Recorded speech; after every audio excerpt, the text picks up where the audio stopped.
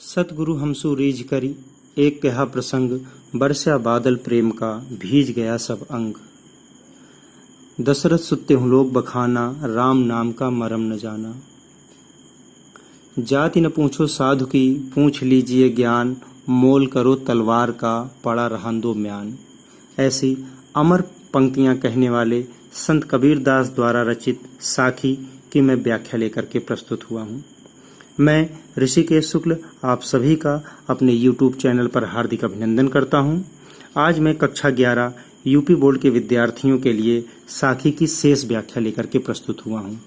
इसके पहले मैंने संत कबीरदास जी का जीवन परिचय और पहले और दूसरे दोहे की व्याख्या प्रस्तुत की है। आशा करता हूं कि मेरे द्वारा की गई व्याख्या आप लोगों के लिए आसान होगी। अगर मेरे द्वारा की गई व्याख्या आप लोगों को अच्छी लगती है, आसान पड़ती है, तो कमेंट करके बताएं और शेयर भी करें।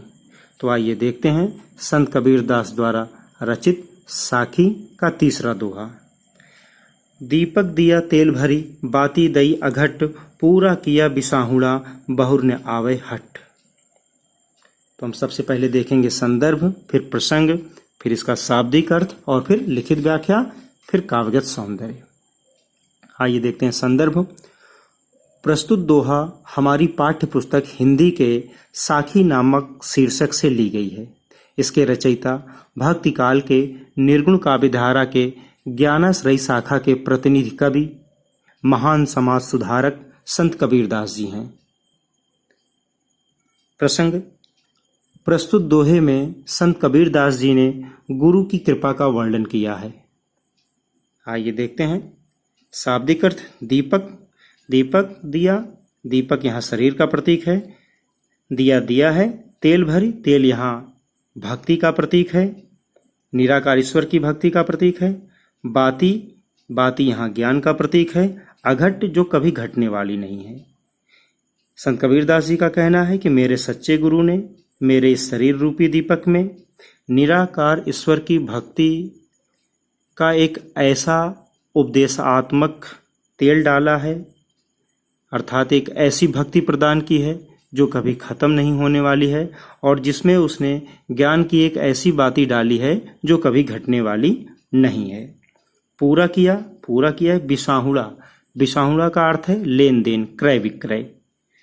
बहुरी, बहुरी का अर्थ है दोबारा, ना माने नहीं, आवे मतलब आना, हट माने बाजार। बाजार प्रतीक है संसार का। संत कबीरदास जी का मानना है कि ये संसार एक बाजार की तरीके से है। जीवात्मा माया में पड़ करके वह अच्छे आचरण को छोड़ करके माया मोह लोभ लालच में पड़ करके वह इसी संसार में फंसी रह जाती है। लेकिन सच्चे गुरु के माध्यम से जब इस जीवात्मा को उस परमात्मा का ज्ञान होता है, तब वह अच्छा आचरण करके मोक्ष की प्राप्ति करता है, और यही जीवात्मा और साधक का लक्ष्य होता है।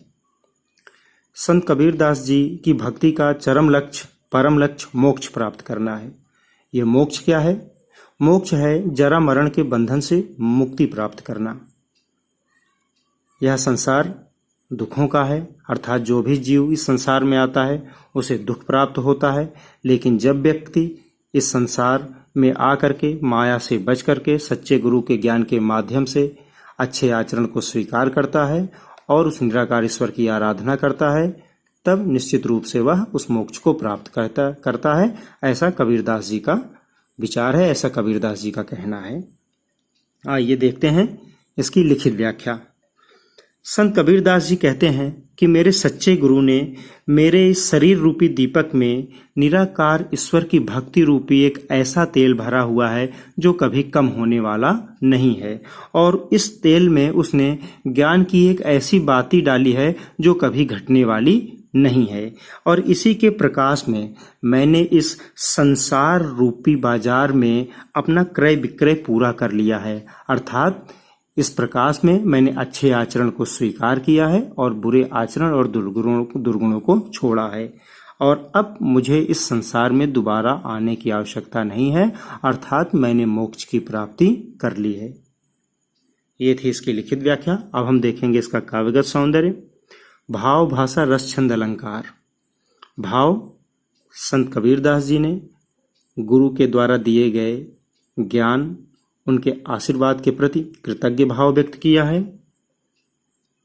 भाषा सधुक्कड़ी, रस शांत रस, छंद दोहा, शैली मुक्तक। अब हम देखेंगे संत कबीर द्वारा रचित चौथा दोहा। बूढ़े थे फरी उबरे, गुर की लहर चमक, भेरा देखा जर्जरा, उतर पड़े फरक। बूढ़े थे अर्थात डूबे हुए थे, उबरे ऊपर आ गए। गुरु सच्चे गुरु, लहर चमक, लहरी आना, लहर आना और लहर प्रतीक है ज्ञान का, चमक मतलब दिखाई देना। भेरा, भेरा, भेरा का शाब्दिक अर्थ है कि कुछ लकड़ियों का एक ऐसा गट्ठर, एक ऐसा समूह जो नदियों में डाल करके नदी पार किया जाता है। देखा, देखा, जर्जरा, जर्जरा का अर्थ है कमजोर। उतर पड़े फरक, उतर गए, फरक माने अलग होकर के, दूर होकर के। तो यहाँ संत कबीरदास जी का कहना है कि मैं एक परंपरागत मार्ग से चला जा रहा था, लेकिन सच्चे गुरु के ज्ञान के माध्यम से मैंने देखा कि मैं जिस संप्रदाय, जिस मार्ग में मैं चला जा रहा हूँ, वो मुझे ले जाकर के इस भवसागर में डुबो देगा। इसलिए उसके ज्ञान के माध्यम से मैंने वो परंपरागत रास्ते को छोड़ करके निराकार ईश्वर की भक्ति की और मोक्ष को प्राप्त किया। ये संत कबीरदास जी का कहना है। आइए देखते हैं प्रसंग। प्रस्तुत पद्य में गुरु की कृपा का वर्णन किया गया है। संत कबीरदास जी कहते हैं कि मैं इस भौतिक संसार में डूबा जा रहा था, लेकिन सच्चे गुरु के ज्ञान की एक ऐसी लहर आई और उस लहर ने मुझे इस संसार, इस भौतिक संसार की वास्तविकता, ज्ञान की चमक को दिखाया। और मैंने देखा कि मैं जिस परंपरागत संप्रदाय, जिस मैं परंपरागत रास्ते से चला जा रहा हूँ, जिस मैं संप्रदाय में हूँ, जिस मैं ईश्वर की भक्ति कर रहा हूँ, वह निश्चित रूप से मुझे इस संसार में, इस भौतिक संसार में डुबो देगी। इसलिए मैंने उस संप्रदाय को छोड़ करके मैंने निराकार ईश्वर की भक्ति स्वीकार की और मोक्ष को प्राप्त किया। भाव साम्य के रूप में हम देख सकते हैं कि पीछे लागा जाय था लोक वेद के साथ ही, आगे थे सतगुरु मिला दीपक दिया हाथ। तो यहाँ पर हमने इनकी व्याख्या देखी, लेकिन कहीं कहीं भेरा का अर्थ लोग इस नश्वर शरीर से भी लगाते हैं। तो आइए, हमने देखा इसकी लिखित व्याख्या कि संत कबीरदास जी कहते हैं कि मैं परंपरागत मार्ग से इस भौतिक संसार में चला जा रहा था, तभी मेरे गुरु के ज्ञान की एक ऐसी लहर आई और उस ज्ञान की लहर, उसकी चमक में मैंने देखा कि मैं जिस परंपरागत मार्ग से इस नश्वर शरीर के साथ में चला जा रहा हूँ, वह जर्जरा है, वह कमजोर है, वह मुझे इस भौतिक संसार में डुबो देगा। इसीलिए मैंने उसे छोड़ करके मैं उससे अलग हो गया और निराकार ईश्वर की भक्ति साधना की और मुझे मोक्ष की प्राप्ति हुई। आइए देखते हैं काव्यगत सौंदर्य। काव्यगत सौंदर्य के अंतर्गत भाव, भाषा, रस, छंद, अलंकार। भाव बड़े ही सहज भाव में संत कबीरदास जी ने निराकार ईश्वर की भक्ति पर विश्वास दिखाया है और गुरु के प्रति कृतज्ञ भाव व्यक्त किया है। भाषा सधुक्कड़ी, रस शांत रस, छंद दोहा और अलंकार अनुप्रास, प्रतीकात्मक शैली का प्रयोग। शैली क्या है? मुक्तक। अब हम देखेंगे अगला दोहा। चिंता तो हरि नाव की और न चिंता दास, जे कुछ चितवैं राम बिन सोई काल की पास। चिंता तो हरि नाव की। अब प्रसंग प्रस्तुत दोहे में नाम स्मरण की महत्ता पर बल दिया गया है। भक्ति काल की एक विशेषता है नाम स्मरण की महत्ता, अर्थात ईश्वर के नाम को स्मरण करना। लेकिन संत कबीरदास जी का कहना है कि ईश्वर का नाम स्मरण मुंह से नहीं, आत्मा से होना चाहिए, हृदय से होना चाहिए। तो चिंता तो हरि नाव की। संत कबीरदास जी कहते हैं मुझे चिंता है हरि। हरि का अर्थ होता है विष्णु, लेकिन यहाँ हरि का अर्थ है निराकार ईश्वर। तो निराकार ईश्वर नाव की, उसके नाम की। और न चिंता दास, और किसी चीज की चिंता दास अर्थात कबीरदास को नहीं है। जे कुछ चितवैं राम बिन, जो कुछ चितवैं, चितवैं का अर्थ होता है देखना। राम बिन, राम, राम का अर्थ है निराकार ईश्वर, राम के बिना, क्योंकि संत कबीरदास जी के राम और तुलसीदास जी के राम अलग अलग हैं। तुलसीदास जी के राम दशरथ पुत्र हैं, सगुण ब्रह्म हैं, और संत कबीरदास जी के राम निराकार ईश्वर हैं। तो निराकार ईश्वर को प्रतीक रूप में व्यक्त करने के लिए संत कबीरदास जी ने राम का संबोधन दिया हुआ है। तो जे कुछ चितवें राम बिन, उस निराकार ईश्वर के बिना सोई काल के पास, सोई मतलब वही, काल की पास माने बंधा हुआ है, वो मृत्यु में बंधा हुआ है। संत कबीरदास जी कहते हैं कि मुझे तो चिंता सिर्फ ईश्वर के नाम की है, कि मैं उसके नाम को अपनी आत्मा से भजता रहूं, प्राप्त करता रहूं, स्मरण करता रहूं, और मुझे इस संसार में किसी भी चीज की कोई भी चिंता नहीं है। क्योंकि ईश्वर के नाम के सिवाय जितनी भी वस्तुएं इस संसार में मुझे दिखाई देती हैं, वो सब मृत्यु के पास में बंधी हुई हैं, अर्थात वो सब नष्ट होने वाली हैं। इसलिए मैं उस निराकार ईश्वर के नाम का स्मरण करता रहता हूं, जिससे मुझे मोक्ष की प्राप्ति होगी। काव्यगत सौंदर्य में सब कुछ वही रहेगा, सिर्फ भाव बदलेगा। और भाव क्या है? भाव है कि शुद्ध हृदय से उस निराकार ब्रह्म को याद करते रहना। आइए आगे बढ़ते हैं, छठे दोहे पर चलते हैं। तू करता तू भया, मुझ में रही न हूँ, बारी फेरन बल गई, जित देखूं तित तू। तू करता अर्थात यहाँ पर भी प्रसंग है, ईश्वर के नाम स्मरण की महत्ता पर बल दिया गया है। तो तू करता, उस ईश्वर को याद करता करता तू भया, मैं तुझ जैसा हो गया हूँ। अर्थात मैं ईश्वर को याद करता करता मैं ईश्वरमय हो गया हूँ, और मुझ में रही न हूँ, और मुझ में रही न नहीं रही हूँ का अर्थ है अहम, घमंड, कि हे निराकार ईश्वर, मैं आपको याद करता करता, मैं आपका नाम लेता लेता, मैं आपका स्मरण करता करता मैं अब आप जैसा हो गया हूँ, और मुझ में अब कोई अहम और कोई घमंड नहीं रह गया है। बारी फेरी बल गई, जित देखूं तित तू। बारी फेरी बल गई, बारी फेरी का अर्थ है न्यौछावर होना, और जित देखूं, जिधर देखता हूं, तित तू, उधर तू, अर्थात हे निराकार ईश्वर आप ही दिखाई देते हैं। अब संत कबीरदास जी कहते हैं कि हे निराकार ईश्वर, मैं निरंतर सच्चे हृदय से आपका ध्यान करता करता आप जैसा हो गया हूँ। अब मुझ में कोई अहंकार नहीं रह गया है। अब मैं जिधर देखता हूँ उधर आप मुझे दिखाई देते हैं।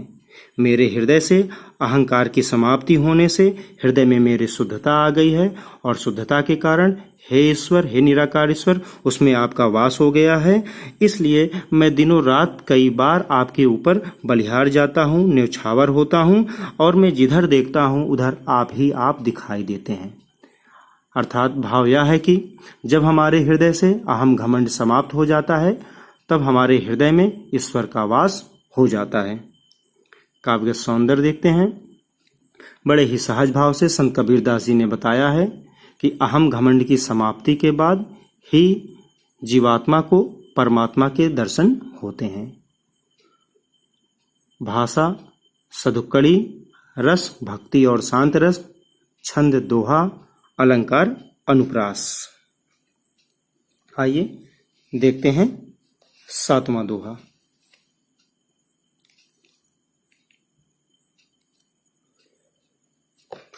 कबीर सूता क्या करे, काहे न देखे जाग, जाके संगते बिछुड़िया, ताही के संग लाग।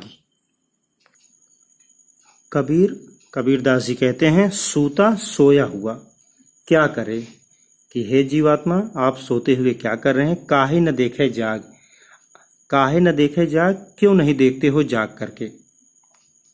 तो यहाँ सोने का अर्थ है अज्ञानता, विषय माया मोह में पड़े रहना, और जाग का अर्थ है ज्ञान को प्राप्त करके अच्छे आचरणों के माध्यम से उस निराकार ईश्वर की प्राप्ति करना। जाके संग तय बिछुड़ना, जिसके संग तय मतलब से बिछुड़िया बिछड़ गया है, ताही के संग लाग, उसी के संग जाकर के लग जा। अर्थात हे जीवात्मा, जो परमात्मा से तू बिछड़ गया है, तू उसी के साथ जाकर के लग जा। प्रसंग देखते हैं। प्रस्तुत पद में संत कबीरदास जी जीवात्मा को परमात्मा की प्राप्ति के लिए प्रेरित कर रहे हैं। संत कबीरदास जी कहते हैं कि हे जीवात्मा, तू इस अज्ञानता के अंधकार में क्यों सो रहा है? तू ज्ञान के प्रकाश में क्यों जाग करके यह नहीं देखता कि तू परमात्मा का ही अंश है? इसीलिए तू उसी के साथ जाकर के लग जा जिससे तू बिछड़ गया है और मोक्ष को प्राप्त कर। ये संत कबीरदास जी का 7वें दोहे का अर्थ है। अब हम देखेंगे 8वां, लेकिन इसके पहले काव्यगत सौंदर्य। भाव है कि संत कबीरदास जी ने वेदांत दर्शन के अनुसार बताया है कि ज्ञान के माध्यम से ही, ब्रह्म ज्ञान के माध्यम से ही उस ईश्वर को प्राप्त किया जा सकता है। भाषा सदुक्कड़ी, रस शांत रस, छंद दोहा, अलंकार अनुप्रास। केसो कह के कूकिए न सोइए असरार, रात दिवस के कूकड़े कबहू लागे पुकार। केशव का अर्थ है कृष्ण, लेकिन यहाँ कृष्ण नहीं होगा, यहाँ होगा निराकार ईश्वर। कहीं कहीं कह के कूकिए, बोलते रहिए, न सोइए नहीं माया मोह विषय वासना की रात्रि में। असरार माने लगातार। रात दिवस के कूकड़े, रात मतलब रात, दिवस माने दिन, कूकड़े मतलब बार बार उस निराकार ईश्वर को याद करने से। कबहू लगे पुकार, कभी न कभी वह हमारी पुकार अवश्य सुनेगा ही सुनेगा। अब देखते हैं इसका प्रसंग। संत कबीरदास जी ने बताया है कि लगातार ईश्वर को याद करने से, कठिन साधना से ही उसकी प्राप्ति हो सकती है। केशव निराकार ईश्वर, कहिए कहते रहिए, न सोइए असरार अर्थात माया मोह विषय वासना में लगातार न सोइए। रात दिवस के ध्यान करने से, उसको स्मरण करने से कभी न कभी वह निराकार ईश्वर हमारी पुकार सुनता ही सुनता है। आइए देखते हैं इसकी लिखित व्याख्या। संत कबीरदास जी कहते हैं कि हे जीवात्मा, हमें निरंतर लगातार उस निराकार ईश्वर का स्मरण करते रहना चाहिए।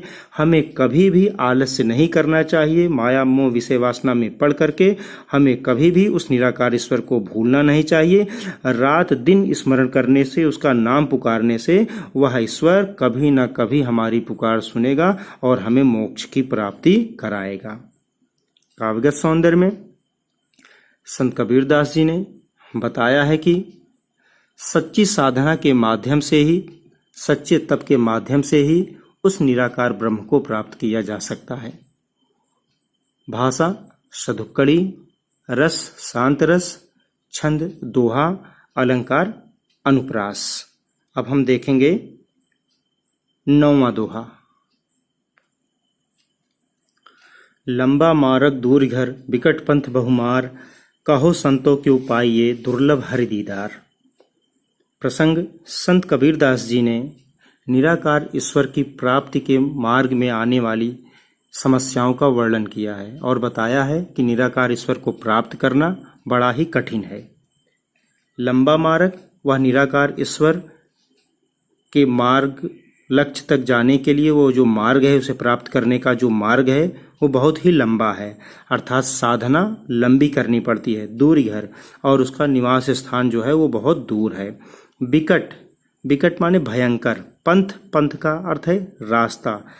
बहुमार, बहु का अर्थ है ज्यादा, मार का अर्थ है चोर डाकू लुटेरे। और यहाँ चोर डाकू लुटेरे क्या है? सांसारिक आकर्षण, माया मोह। कहो कहिए, संतो भाई जो सज्जन व्यक्ति है, क्यों पाइए कैसे पाएंगे, दुर्लभ जो कठिन है। दुर्लभ का अर्थ होता है कठिनाई से मिलने वाला। हरि उस निराकार ईश्वर का, दीदार का अर्थ है दर्शन।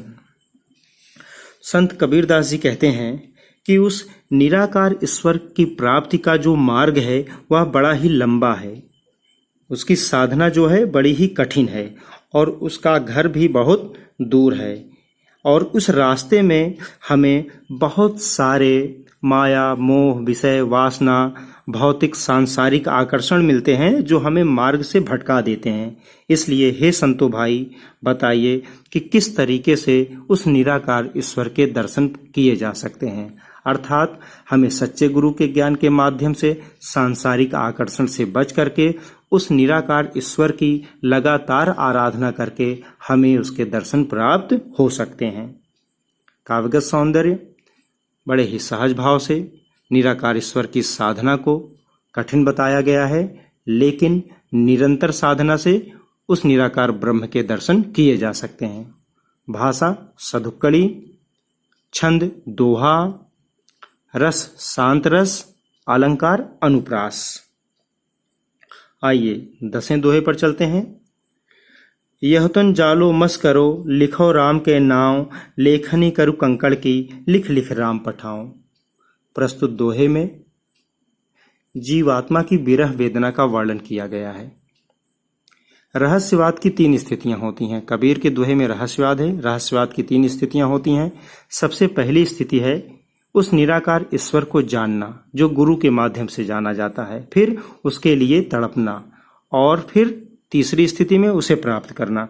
तो यहाँ रहस्यवाद की दूसरी स्थिति दिखाई दे रही है कि यह तनु, इस शरीर को जालो, जला करके, मसी करो, मसी का अर्थ है स्याही, करो बना लूंगा, और लिखूंगा राम के नाम, उस निराकार ईश्वर का नाम लिखूंगा। लेखनी करु कंकड़ की, और लेखनी अर्थात कलम करूंगा कंकड़ हड्डियों की, और लिख लिख राम पठाऊं, और लिख लिख करके उस राम के पास मैं संदेशा भेजूंगा कि वह मुझे अपने दर्शन की प्राप्ति कराए। तो यहाँ पर आत्मसमर्पण भाव दिखाई दे रहा है। आइए देखते हैं लिखित व्याख्या। संत कबीरदास जी कहते हैं कि हे निराकार ईश्वर, अब मैं अपने इस शरीर को जला करके राख कर दूंगा, और उस राख की अब मैं स्याही बनाऊंगा। उस स्याही में अपने शरीर की हड्डियों की कलम बना करके मैं आपका नाम लिख लिख करके आपके पास तब तक भेजता रहूंगा जब तक आप मुझे अपने दर्शन नहीं दे देते हैं। भाव कठिन साधना के ही माध्यम से उस निराकार ईश्वर के दर्शन हो सकते हैं और मोक्ष की प्राप्ति हो सकती है। भाषा पंचमेल सदुक्कड़ी भाषा, रस भक्ति रस, छंद दोहा, अलंकार अनुप्रास, शैली मुक्तक।